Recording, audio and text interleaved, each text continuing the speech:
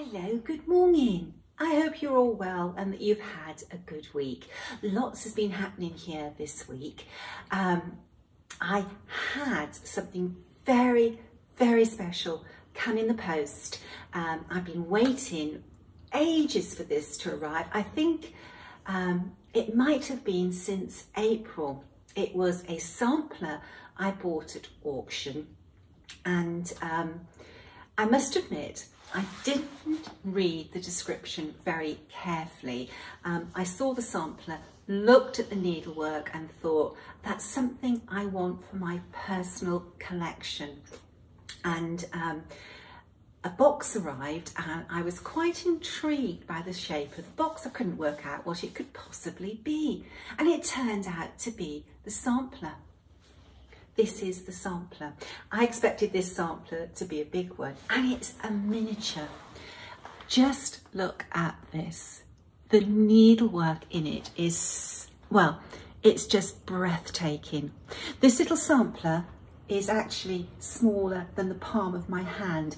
It measures 3.5 by 4.5 inches, yet it is a complete and proper sampler.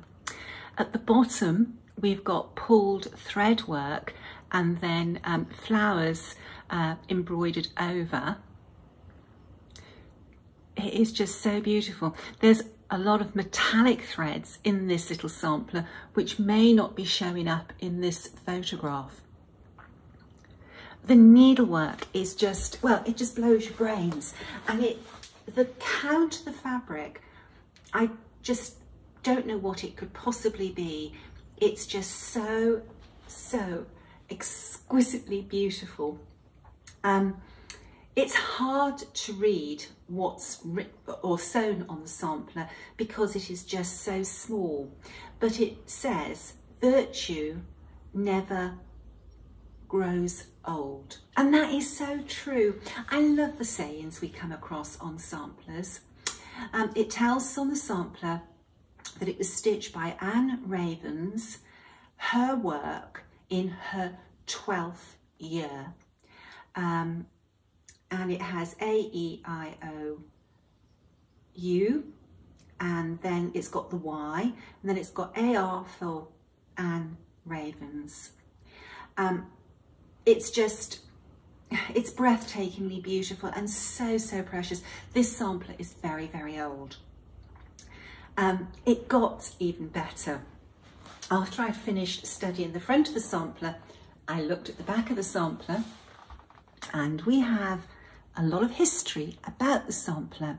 Now, this writing is very hard to read. This was actually written on September the 28th, 1845, nearly 200 years ago. Some of the words were a little bit difficult to understand. So I thought, right, let's do a search for Anne Ravens. Now, Anne stitched this sampler in 1744. And I could work out from the back that she was born on May the 7th, 1732. And that's a long, long time ago.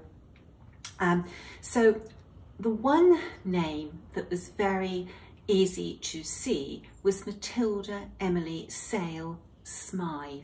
So I started with Matilda and I worked back, and from picking up the family members, I managed to work out what this sampler said on the back. And it is, let me just find it a second. Just read this to you. Sorry to take a little bit of time. The work of Anne Ravens, the mother of Dolly Hart, late Mrs. Edward Sale, and grandmother to Mrs. James Smythe of Bygrave House, Bygrave, and that's in Hertfordshire. And Matilda Emily Sale Smythe, daughter of Mrs. John Smythe, September the 28th, 1845, as with affection, and it says being an old family relic. It says the sampler was worked in 1744 by Anne Ravens, who was born on May 7th, 1732, given to Madeleine Smythe by her Aunt Matilda, mentioned above. I just think that's so wonderful. Anyway, when I was researching Matilda Emily Sales Smythe, she turned out to be very interesting. She married Robert Gresham and he died. And then she married, and I'm not going to pronounce this correctly, Radikarum de Keel Pukan. And it turns out that he was a very interesting person. He was the first person from Assam in India to have a PhD in chemistry. He studied in London, and Matilda met him and married him in 1880 something in London.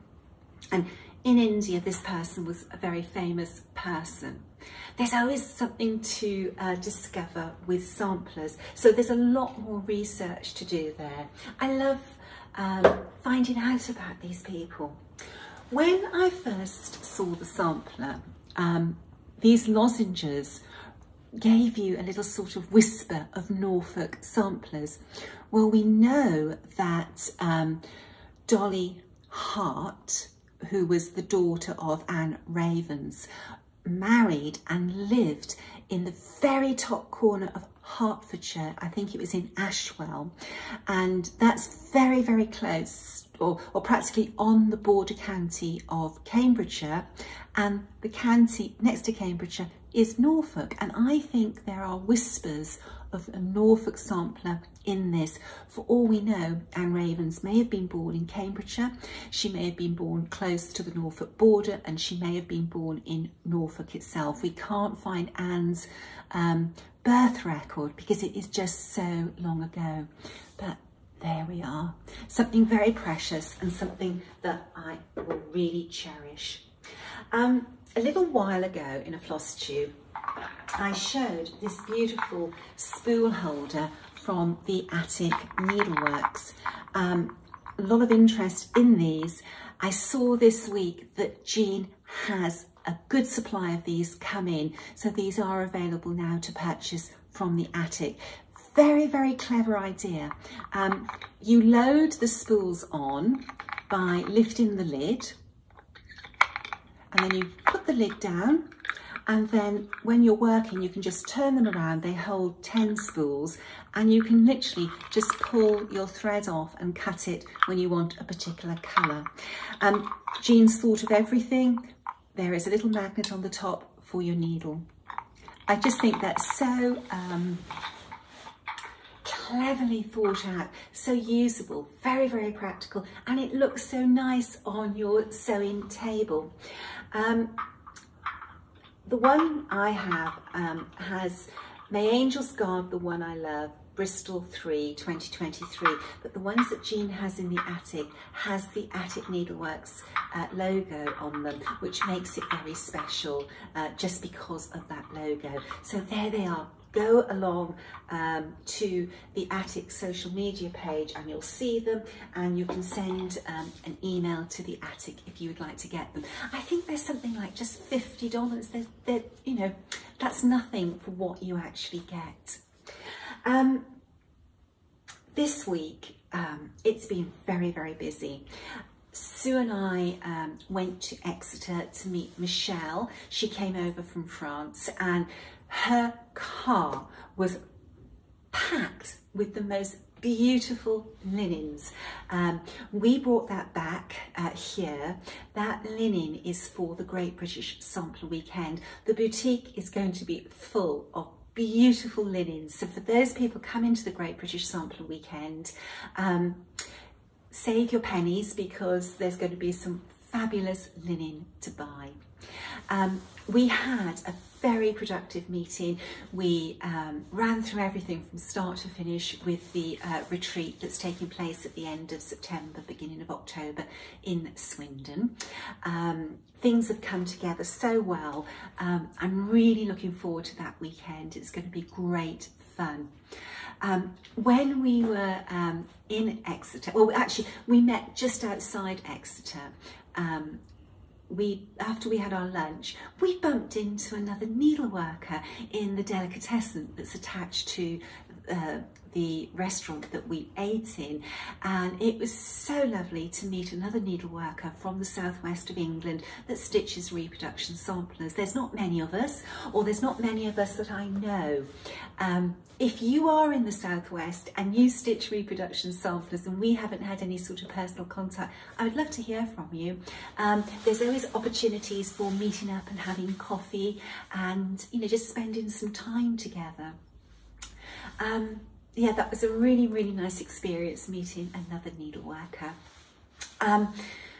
For those of you who were not able to get into the Great British Sampler Weekend, there is some good news. The weekend event is a pop-up. We're going to be popping up here, there and everywhere in the years to come, hopefully. And in 2024, we are popping up at Hobby House Needleworks. Hobby House Needleworks are the official sponsors of the Great British Sampler Weekend 2023. And in 2024, not only are they going to be the sponsors, they're going to be the host. That event is going to be held the first weekend in October. So mark your diaries for that weekend. It's going to be great fun. I keep on saying that the Great British Sampler Weekend goes to America, but for those of you who live in America, it's the Great British Sampler Weekend comes to America, or comes to the USA. We're going to be bringing Britain to you, and it's going to be a very British weekend. We've had some wonderful brainstorming sessions with Kathy and David to make this a very special retreat. A little bit quirky, maybe not the sort of retreat you're used to, but it's going to have this really sort of strong British flavour. And I'm not going to say any more because we like surprises. There's going to be a lot of fun things happening.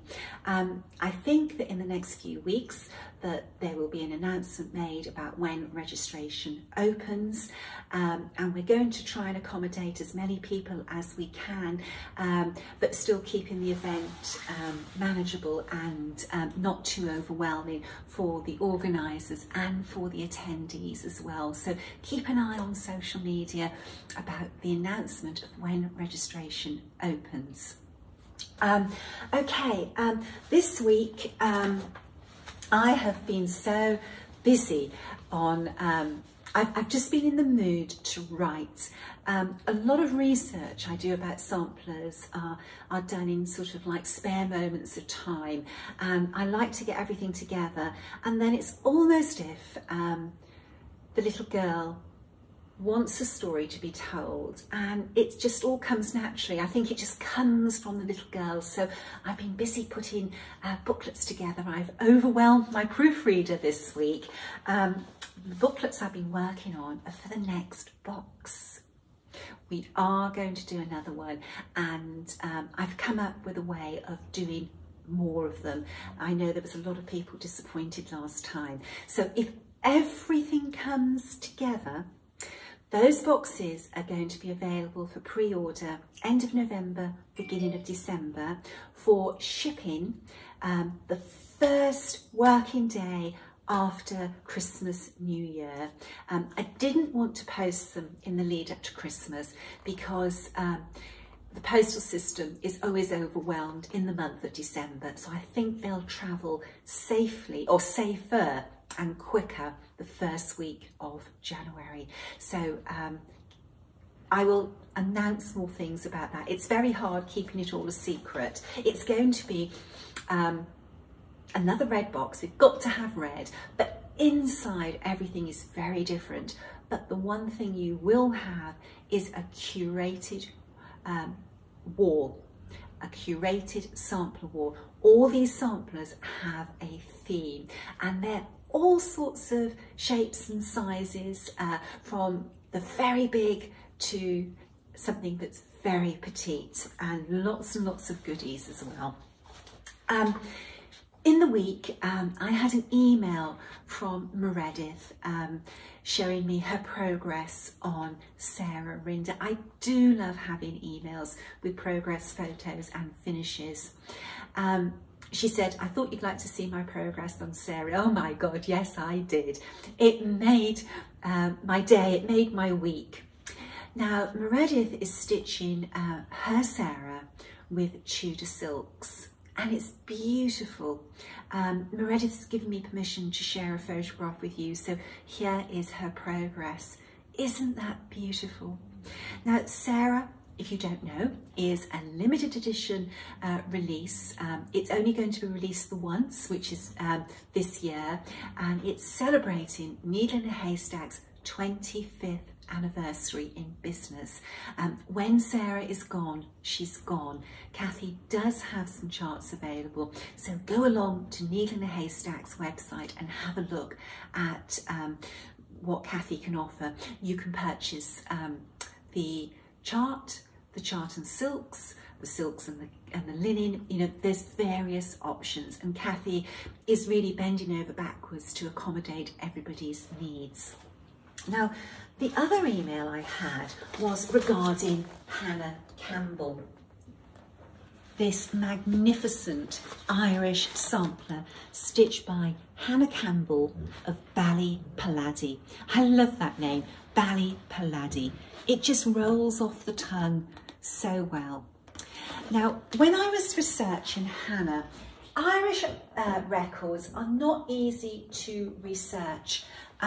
There's not a lot of them available on the internet. A lot of the Irish records were damaged, I believe, in a fire. So we couldn't pinpoint Hannah in Ballypalladie, though she definitely was in Ballypalladie because she proudly proclaims that on her sampler. But we could find a Hugh Campbell. Now, a lady who was researching, well, I'll read you the email.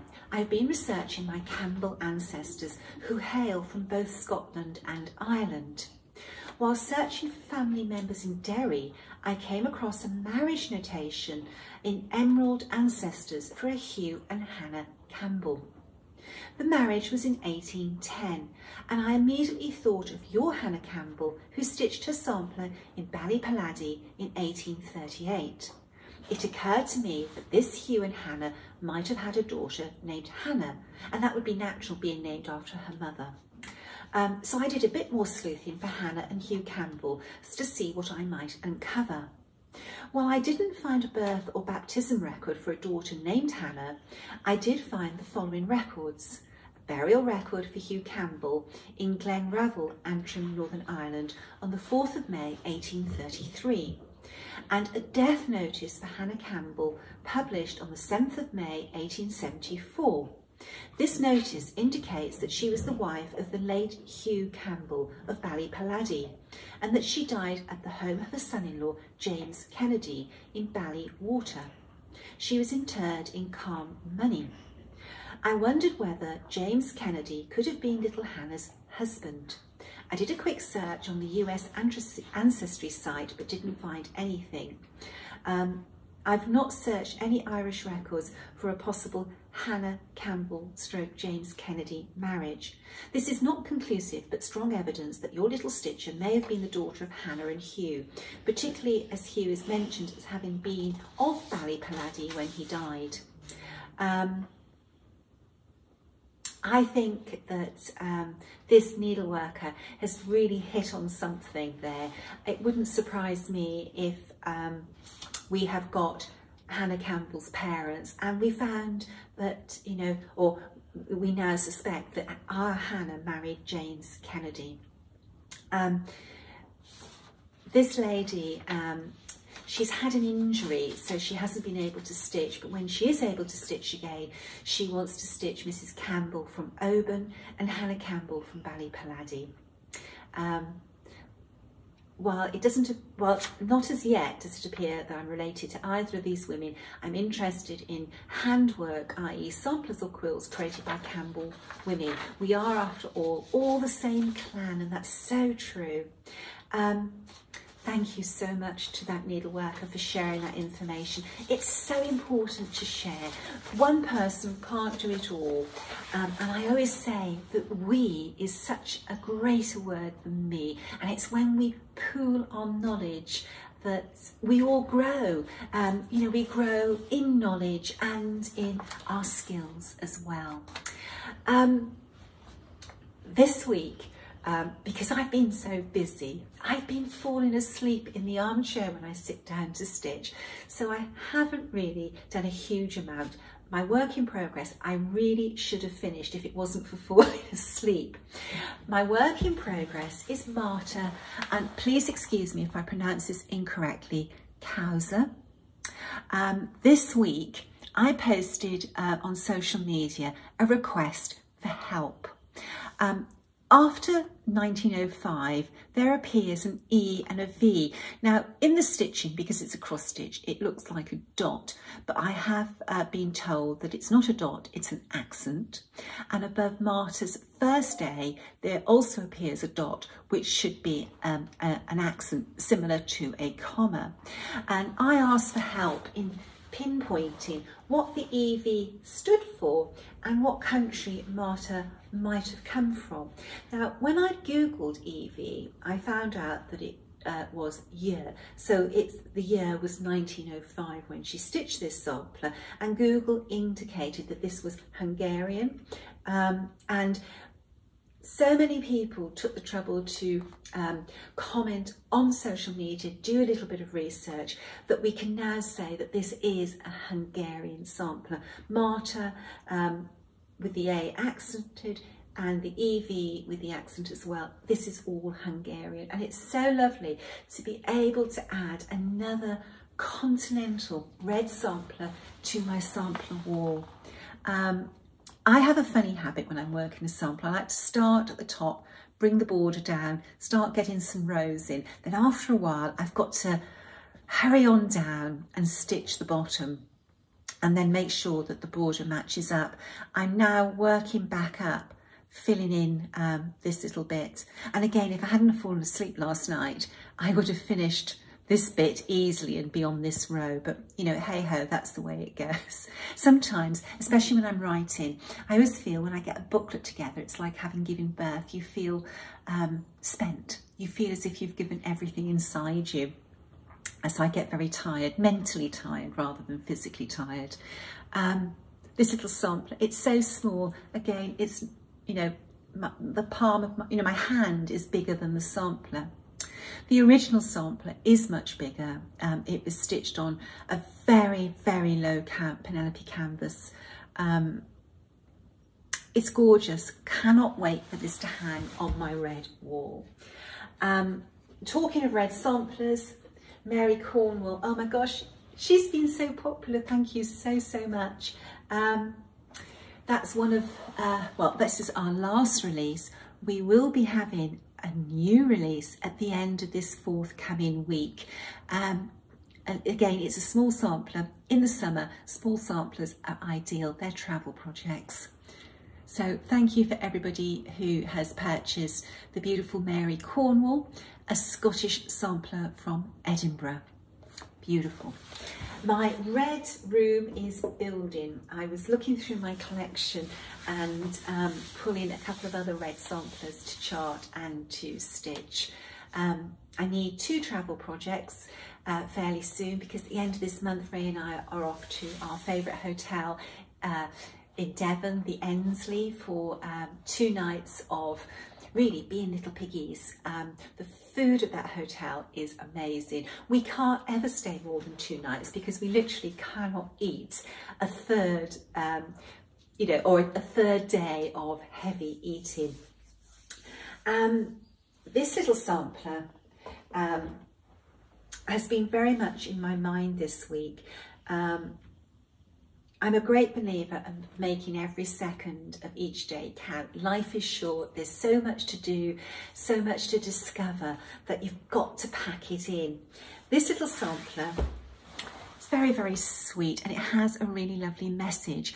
Now, at first glance, it might be difficult to read the message because the S has been replaced with the long S. It does sometimes take a little while just to stop and work it out. This little sampler says, "In time, take time, while time doth last, for time is no time when time is past. Isn't that brilliant? Shall I say it once more?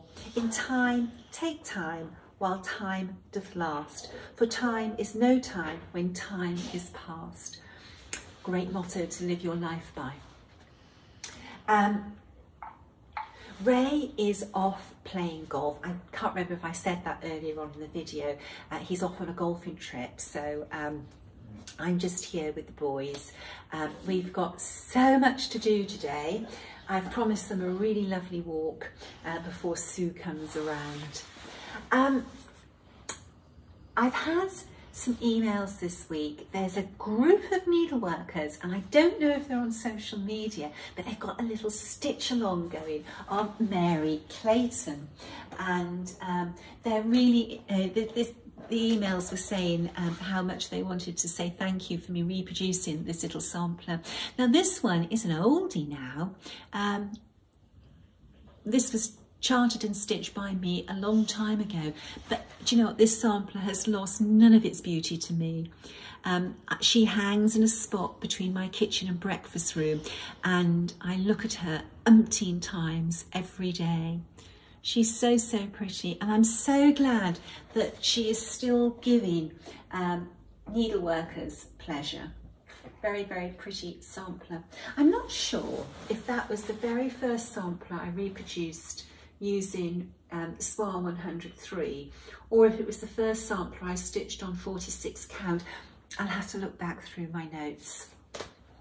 Cards. The cards continue to come in. I think I've had about 4 this week, and I'm afraid the ones to be read are mounting up. Maybe I ought to read more than 2 a week, but you know, it doesn't matter if by the end of the year we've still got cards to read. So let's have a look at this one. It came with a beautiful bookmark, and I love this bookmark. It's waves, it's the sea, and it reminds me so much of the stained glass windows that I designed for our entrance hall. We've got these really tall windows. The moment I walked into this house, I said to Ray, we're going to put stained glass windows in there, representing the view out, which is the sea. So that was a super gift for me. This needleworker used the card for Sarah Milthorpe, and it says, Dear Nicola, happy belated birthday. Thank you for your lovely birthday box. This card arrived as a well-travelled card even before it gets to you in Cornwall. I took it on a road trip, meaning to write it while in the car. Unfortunately, the roads were too bumpy for stitching or writing, so this card went on the trip and returned. It's been all over the southern US, Florida, Alabama, Mississippi, Louisiana and Texas, then back again. All of those states I'd love to spend time in. I've been to Texas, but just Dallas Airport on connections. I enjoyed your letters from Europe. I hope you're enjoying mine from the US. Yes, I am, and thank you so much, and thank you for this beautiful bookmark. The other card I received says, Buongiorno, Nicola. First of all, I would like to thank you for this lovely box that you have so meticulously put together for us. Please know that your time, effort and love of this craft are so very much appreciated by so many, not just those who are lucky enough to purchase one of these beautiful red boxes. Thank you so much.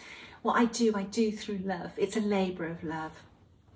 My life would be so empty without needlework and without all of you. Let's continue. My stitching journey began 33 years ago when I was a newly married Navy wife and another young Navy wife taught me to stitch. I stitched several kits with DMC on Ada. Then, like many others, life, children, work took over for many years. About 15 years ago, I met another woman who also cross-stitched, and together we founded a local needlework store and a few friends to make a stitching group. During my time with these women was when I learned about linen and over-dyed flosses.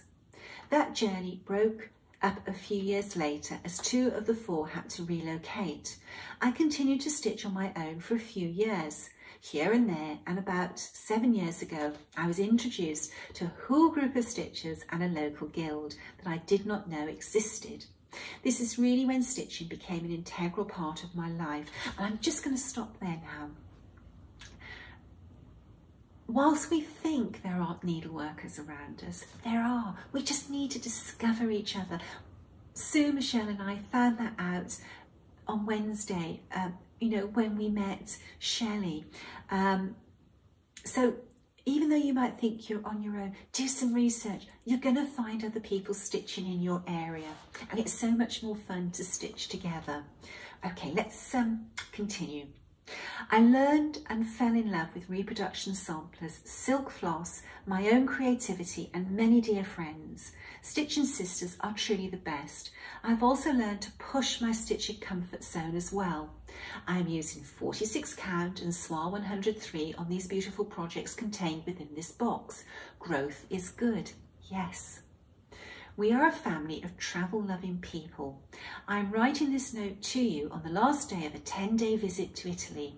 I have been here several times with my family prior to COVID, but this time I brought along a friend, Brigida Vizzoli. I have had a start on her sampler while here, enjoying her beautiful country. Assuming I can get some stamps, I plan to post this card to you from here. I know everyone is tackling the projects in the box their own way. My plan is to spread out my starts over travels. I have planned over the next 3 years so I can start as many as possible in their own home countries. My next start will be in England when I join you for the Great British Sampler Weekend. I have spent a fair amount of time in England for a foreigner, as all 3 of my children studied there during a gap year: Eastbourne, Salisbury and Settle. But again, I have not been since before COVID, and I am greatly looking forward to returning. Ciao. Do you know, this card, it gives me goose pimples. It really does. Do you know, stitching is so, so special. And when people talk about their journey of discovery, we all start that way. We start with Ada kits. You know, we meet up with another stitcher. We discover linen. We discover silks. We discover this wonderful sisterhood, brotherhood on social media, whether it's YouTube, Instagram, social media. We've got Threads now, haven't we? But I did think Threads might be quite apt for needleworkers, but it's another new thing to learn. Do you know, I really struggle with Instagram. Although I post on Instagram, I get very kerfuffled with messages and other things on there.